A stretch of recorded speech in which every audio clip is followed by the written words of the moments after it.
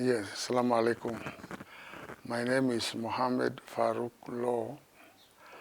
I was born in Eldoret, in a place called Kaptagat, which is about 24 kilometers from Eldoret town. This was a farmland. I was born in a farm. I come from a mixed parentage. My father was a white man, and my mother was from Kenya. And my early education was in the same place. It was then very remote. I had not gone to a town before until the age of 12. That's the first time I came in contact with the Muslims. I didn't even know the religion of Islam existed. I only knew about Christianity only. Your parents were both Christians? But they were both Christians, but they were not practicing. They were very liberal people. But they wanted me and my younger brother, we are two brothers, to be good Christians because they wanted us to have a good life when we grow up as proper Christians, and we obeyed them. I was from the age of 12, I came into contact with other religions, the Christian denomination like Roman Catholic, and I consider myself to belong to all of them. I would go first to this one and then the other one, and then I stuck later on to only one in the Protestant churches where I was baptized. Yeah. At the age of 12, that is? No, I was baptized at the age of 14. Okay. All right.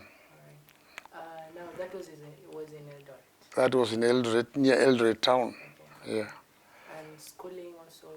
Then at the age of 12, I went to Eldoret. I started in standard 4 up to class 8. From there, then I went to high school. I moved to Nairobi. But all those years, I took a correspondence course on Christianity, and I was awarded a diploma. I thought maybe one day when I become big, I'll be a kind of a pastor or something like that. Yeah. So it was like more of a theology course? Yes, almost like that, but that was on the correspondence. Okay. Yeah, something volunteered. But then I was also very much disillusioned with the Christianity because there were some questions that I was asking and I could not get an answer. The answer they would give was, these things are written in the Bible. You have got to believe in it, whether it doesn't make sense to you. Later on, it might make some sense to you. For example, I was intrigued to a passage in the Holy Bible where there are two brothers, Nabi Adam, Cain and Abel. When Cain killed his brother, the Bible says he later went to another country, to another place called Nod, where he got married. So I was asking, where did that woman come from? Because there were no other people. But Did God create other people apart from Adam? So they could not give me an answer. And because I was so young, I didn't press it. But later on, I came to think about it. Yeah. Actually, when I moved from Eldoret to Nairobi, that's where this thing started. I moved here, the family I was staying with, they were all Muslims. And in the plot that they were staying in, everybody there was a Muslim. When you moved to Nairobi? Yes. They were all Muslims. And a few months after I had moved to Nairobi, then there was this holy month of Ramadan. And everybody was fasting. It was only me who was not fasting. The place where you were staying? Yes. Then, where I come from, my upbringing, we were taught that when you are grown up, you don't eat together with small children. So these people gave me food with the children who were not fasting. So I was included to be eating food together with them. So that didn't go well with me. So I decided, instead of eating food with these small kids, I will also fast. And I fasted for 25 days. Without knowing why? I didn't even know the reason, but I was very honest, and I didn't hide and eat from outside. I could have done it because I had pocket money. But I said, if these people are not dying, why should I not to fast? So I had to fast to avoid being given food with small kids. That was you want to know the year? 1961. That's when I came to Nairobi. Everybody else was a Christian, except I was also a Christian. Then when I came to Nairobi here, I came in touch with Muslims, especially the one who was staying with me, and everybody wanted me to become a Muslim. I asked them the reason why they wanted me to become a Muslim. They could never give me a satisfactory answer. I realized these people, although they are Muslims, their knowledge of Islam is very limited because they couldn't answer my questions. So eventually, I told them, I want to be fair. I've been brought up as a Christian, but I've just heard that part of the story from where, because of my background, it is better for me to also learn about Islam, who are they, what they believe in, and so forth. If I'm happy with it, I might decide to change or remain where I am. If you have got books in English or Swahili, you give them to me, I'll read them. I'll read them all. So I started reading from 1961 to 1962. 2 years. Yes. Then in 1962, I was impressed very much with what I was reading. I decided to become a Muslim. Before I became a Muslim, there were no scholars there, so I didn't come across any scholar. But after I had become a Muslim, I had to employ a teacher to come and teach me to read. And I was getting money from my father without him knowing what that money was for. I thought maybe he wouldn't like me to become a Muslim. But I was wrong. Later on, he really approved it, and it went on very well. So I came to learn about Islam from these people, but they were not regular. Sometimes they would come, sometimes they would not come. Then I was around 18 at that time. When I became a Muslim, I was actually 18.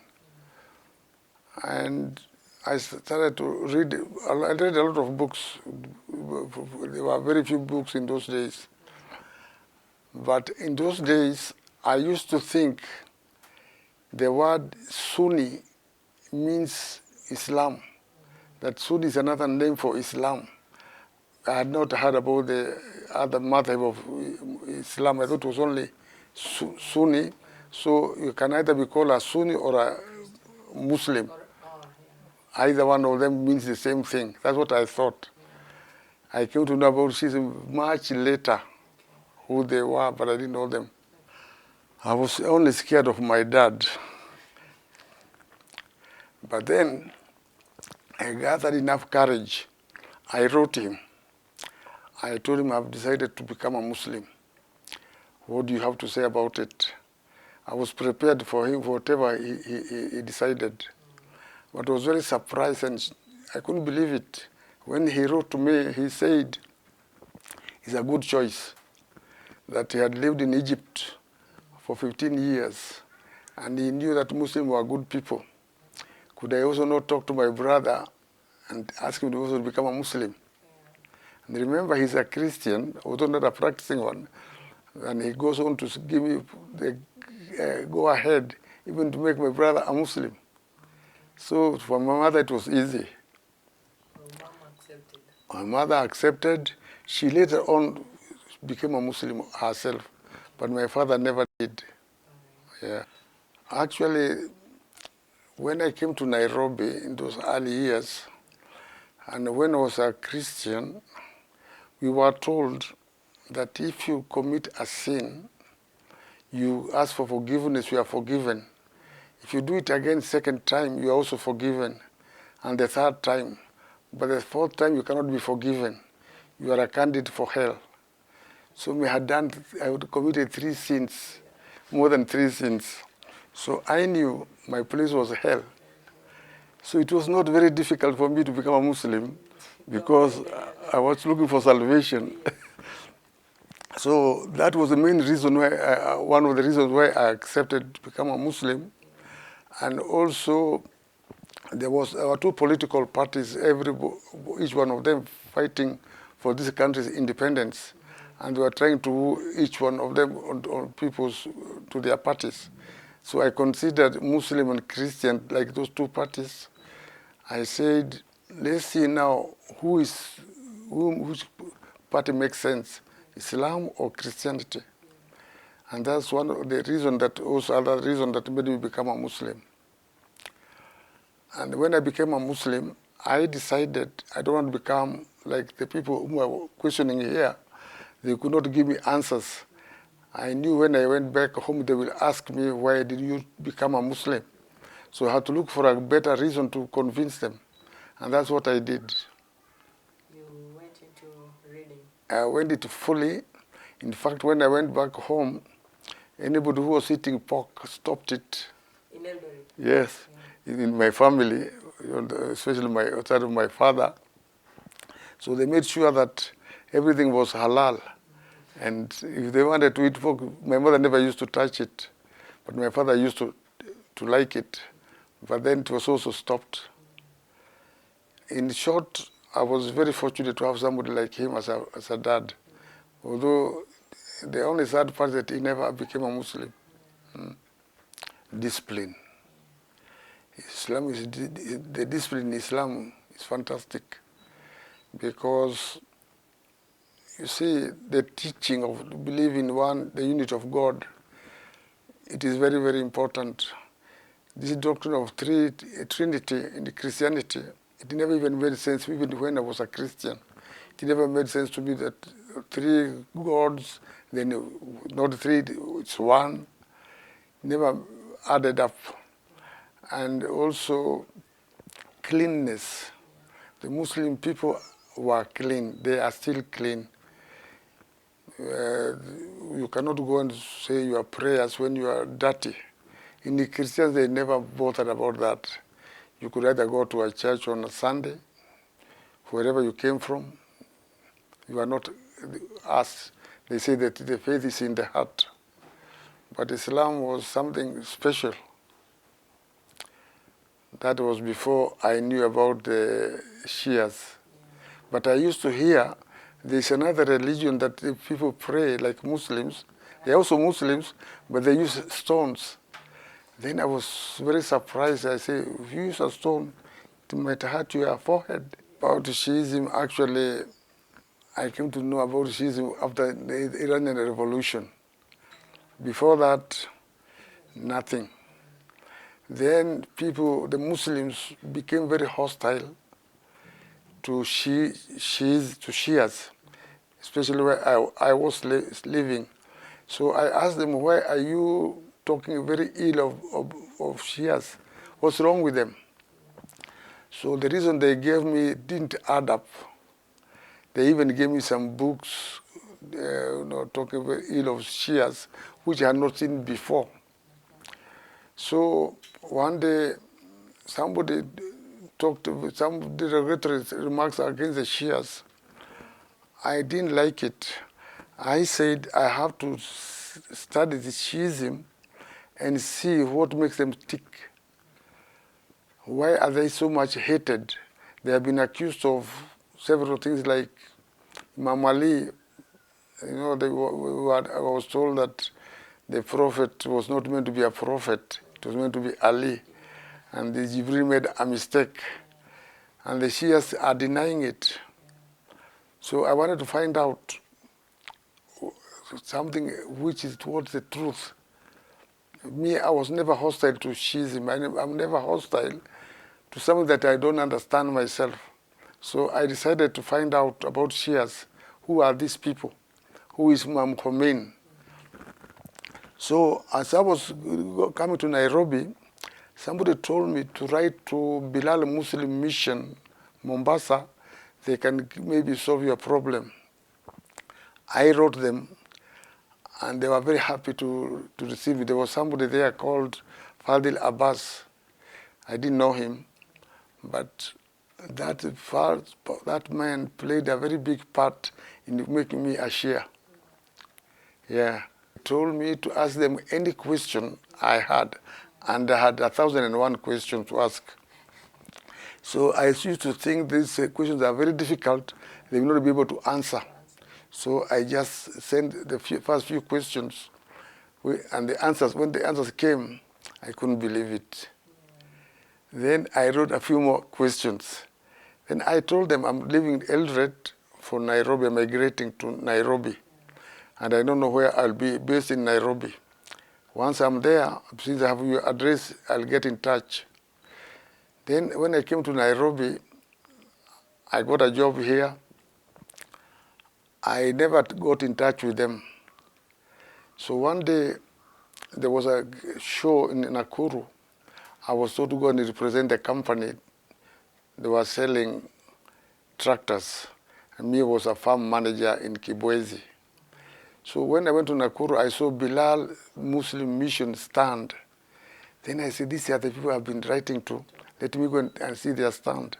So I went there, I talked to them. They gave me a visitor's book. I wrote my name and the address, the one in Kibwezi.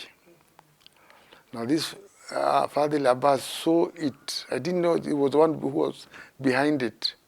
That book was taken back to him to Mombasa. Then he wrote me using that Kibwezi address. Then we started all over again.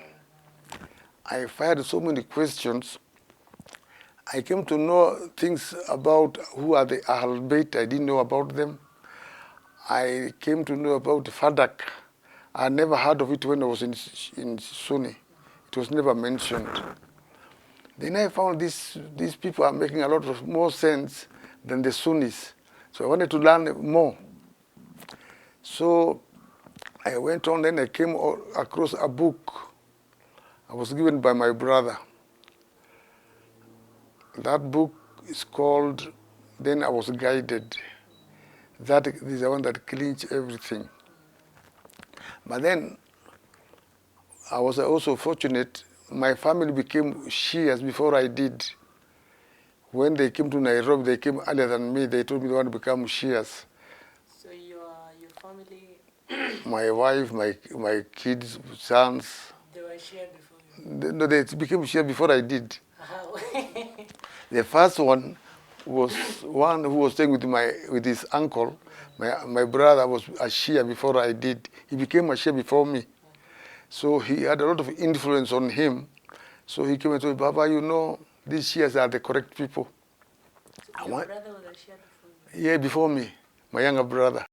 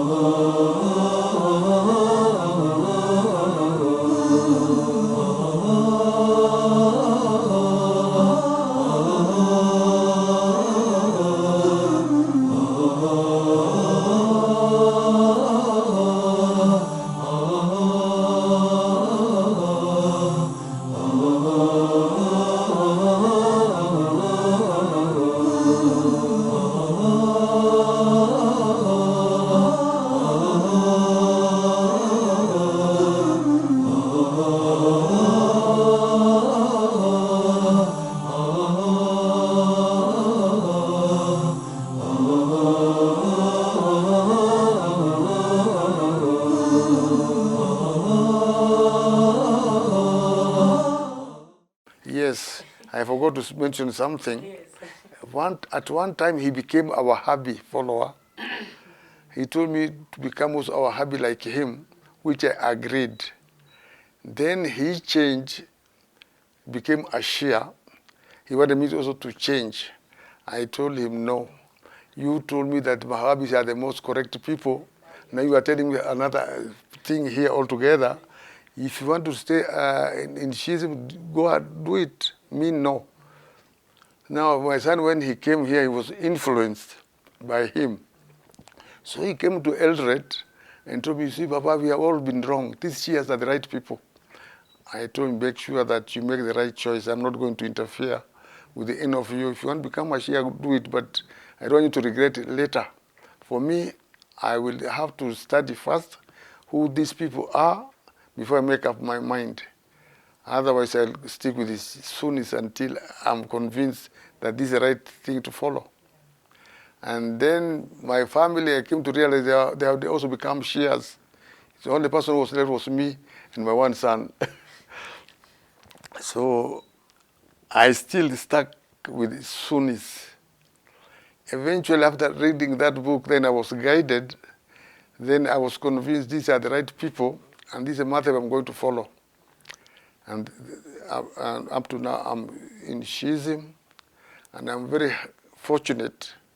I consider myself to be very lucky to have seen that light. It's a light that I've been looking for throughout my life. And I found it in Shias. This story of the weight, I leave you, the Prophet saying, I leave you two weighty things, my Ahlul Bayt and the Holy Quran. They will never separate from each other. That caught my attention. So I concentrated on that, and I found that made a lot of sense. We needed some people to come and guide us, not to just to be left the way. I used to give a fatwa when I was in Sunni, and remember I knew very little about Sunnism, but the people whom I was giving a fatwa to were even worse than me, and they would believe whatever I told them. And in Sunnism, anybody can give a fatwa. In Shias, no. You don't just answer a question like that. You have to be very sure and very certain. That's why they have the Maharajas and other learned people. That was one of the things that maybe, and also whatever they believed in.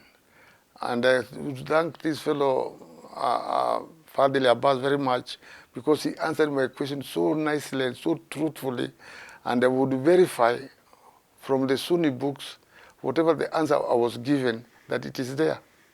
For example, this question of joining the prayers, it is in Sahih Muslim. And most of the other things, I also found them in Sunni books. Then I said, these are the right people to be followed. Yeah. So come across.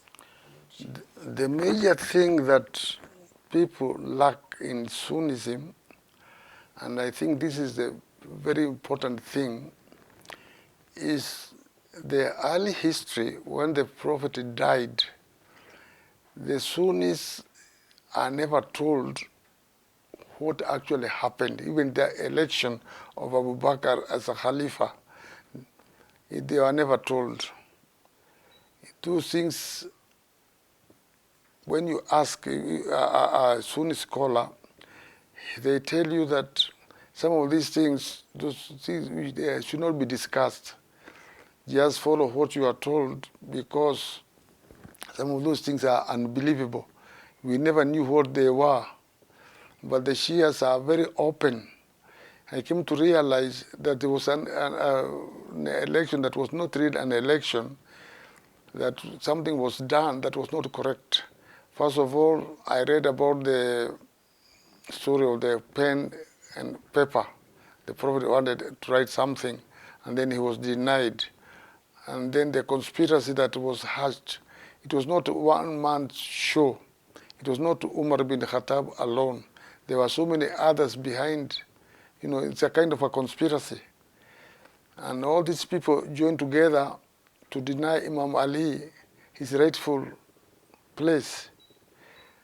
And they were supported by most of the ignorant people. The Jahiliyyah people, they didn't want Imam Ali to become the ruler because there will be no difference between him and the Prophet. He will follow the prophetic Sharia in full. He will implement it. But these people, well, they could be bribed. Yeah. So that is one of the things that, the story that make difference between the Shia and the Sunni. That's just one of the, there are so many things. Yeah. There are so many things Yeah. because you need to read and study and ask. And the door for knowledge in Shi'ism is open. It's not closed. In Sunnism, it seems to be closed. Because anybody, if I could give a fatwa and a person like me without any basic knowledge, what do you think about the other people? Then when I came to Nairobi, I realized when I became a Shia, I was zero. I didn't know anything. Oh yes, I've come across it. I once went to industrial area. It was on a Friday. I was praying the Shia way, and this was a Sunni mosque. I was not using turba because I didn't have it, but I was praying with my hands down. So when the prayer was over, one of my close friends who remained behind, and I went ahead of him. He's the one who came and told me what happened. He told me somebody came to the Imam and asked him, he wanted to be shown where in the Holy Quran it is stated that people can pray with their hands down.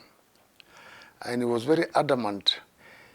The Imam tried to tell him that in Islam, there are 4 madhab in Sunnism, 4. There are some madhab that pray with their hands down, the Maliki, and there are others who pray with their hands here and others here. These are all madhab.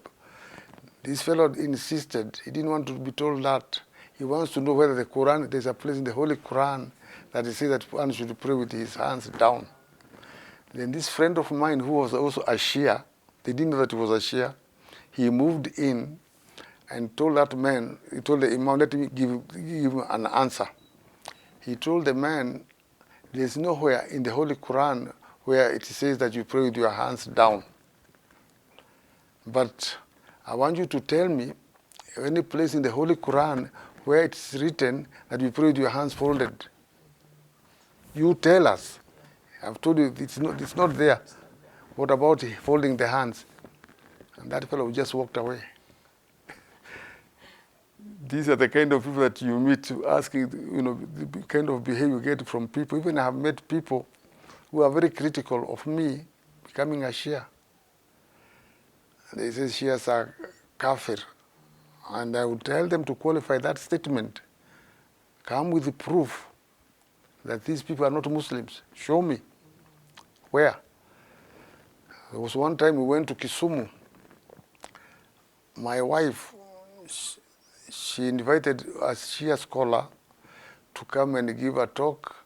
And that's the place where my son got married. From the family that my son got married, they are all Sunnis. So this man came and even we prayed in Shia way. When he left, the mother-in-law to my son, her brother was a Sunni scholar in Kisumu. He's an imam of a mosque. Early the following morning he came there, he was fighting that lady and telling her he would never come ever to that house because he invited the wrong people, the Shias, to come here who are not even Muslims. And the lady didn't know the difference between the Shias and Sunnis. She couldn't answer him. So I went out and called that man. I told him, come and talk to me. I want to talk to you. So he came. Then he explained to me that the Shias are not Muslims. And therefore, my sister here invited them here to come and give a talk and did the prayers. So I said, I will never come here. I told him, why do you say they are not Muslims? He says they are wanafik, they are not Muslims. They are not recognized. I told him, I'm not a scholar, but let us see who is a Muslim. I asked him, first of all, let me ask you, are non-Muslims allowed in Medina and Makkah for pilgrimage? Are they allowed? Because there's a story of the Holy Prophet. He said the Jews and the Christians will never be allowed in those two holy places. Are they allowed? He said no. So I told them, therefore, the person who is allowed to go for Hajj must be a Muslim. He said yes. I told him I was in a Hajj and I saw Shias there. I also saw Bohoras and other people that were not Sunnis. What do you have to say about that? He said, no, yeah, you know, these people are munafiqun, so they just pretend to be Muslims, but they are not Muslims. I told him, you are not telling me anything. These people are praying 5 times a day. They are fasting. They give shahada when they become Muslims. They go for Hajj, and they are allowed. If they were not Muslim, they would not have been allowed. Why are they allowed there? And why do you have to fight your sister for something that she doesn't even understand? Is it that you just hate Shias for the sake of hating them, or what? And then he said, why are you talking like a Shia? I told him, no, I'm not talking like a Shia, I'm talking the truth. You tell me, convince me that these people are not Muslims. And he walked away. These are the kind of people you normally meet most of the time. But may God guide them. Yeah, this is one man. A lot of injustice was meted against him.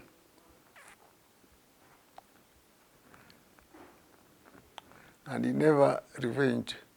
He didn't revenge.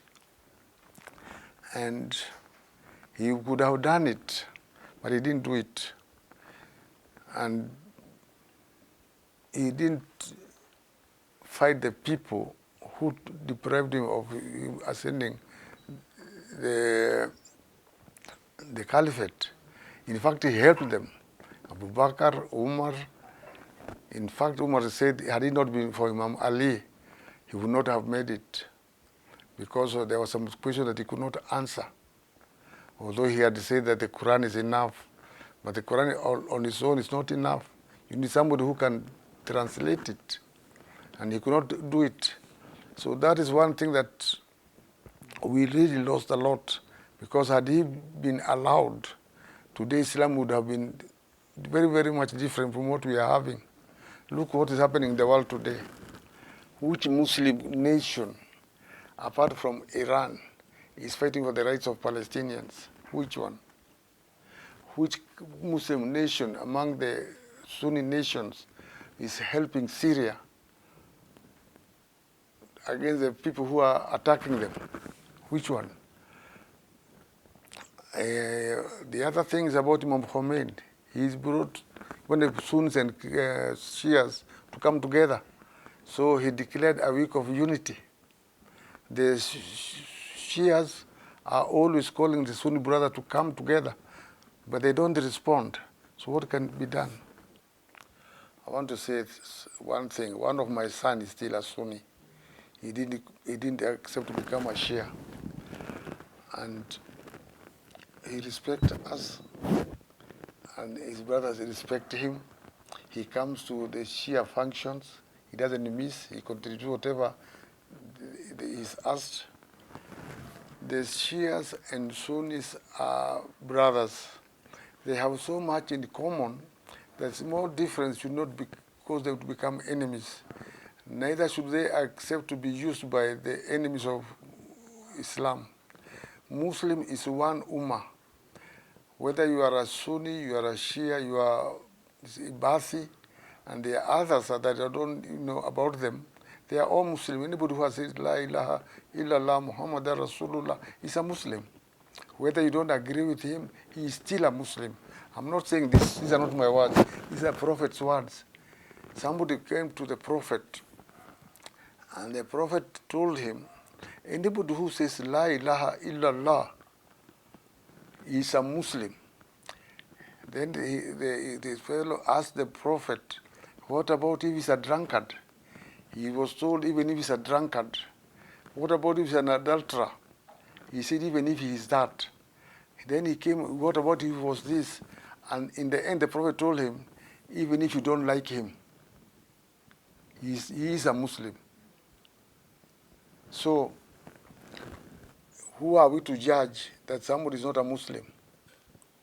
That is upon Allah to the only thing that is everybody should be worried about what's going on in the Muslim world today.